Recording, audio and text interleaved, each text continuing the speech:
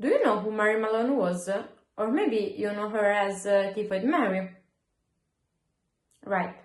She was a cook in the 20th century, and she was an asymptomatic carrier of typhoid. And in fact, everybody she met and she cooked for. This is something like what's going on now, April 2020, because people can think that every cook has COVID-19, and it's really difficult to work in this way for us cooks or waiters.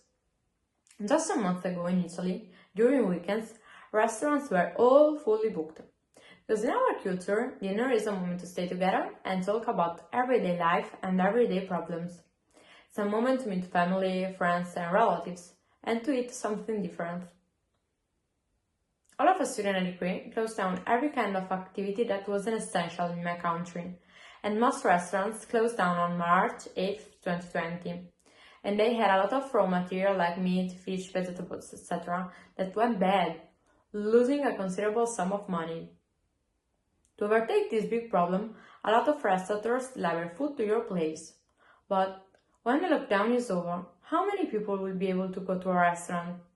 I think that a restaurant with 300 seats will be able to accommodate only 100 customers to respect the social distancing rules. Maybe when researchers find a vaccine, everything will be okay. People will overcome their fears, social distancing rules will be lifted, and everything will go back to normality. But how long will this take?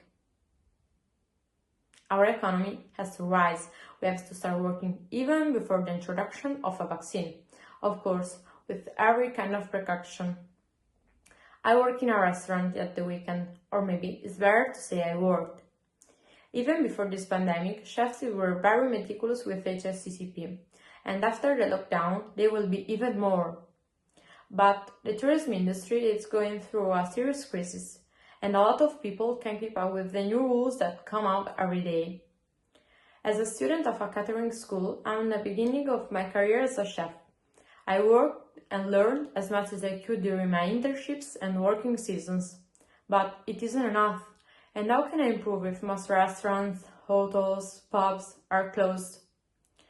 Not just in Italy, but also abroad. Like me, a lot of young Italian cooks want to go abroad to work because they want to travel, meet new people, new languages, other way to cook. So, what can I do in this situation? People need to trust again in the catering industry and chefs.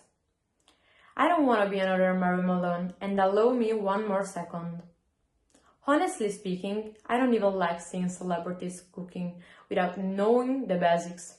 It's offensive for all us cooks.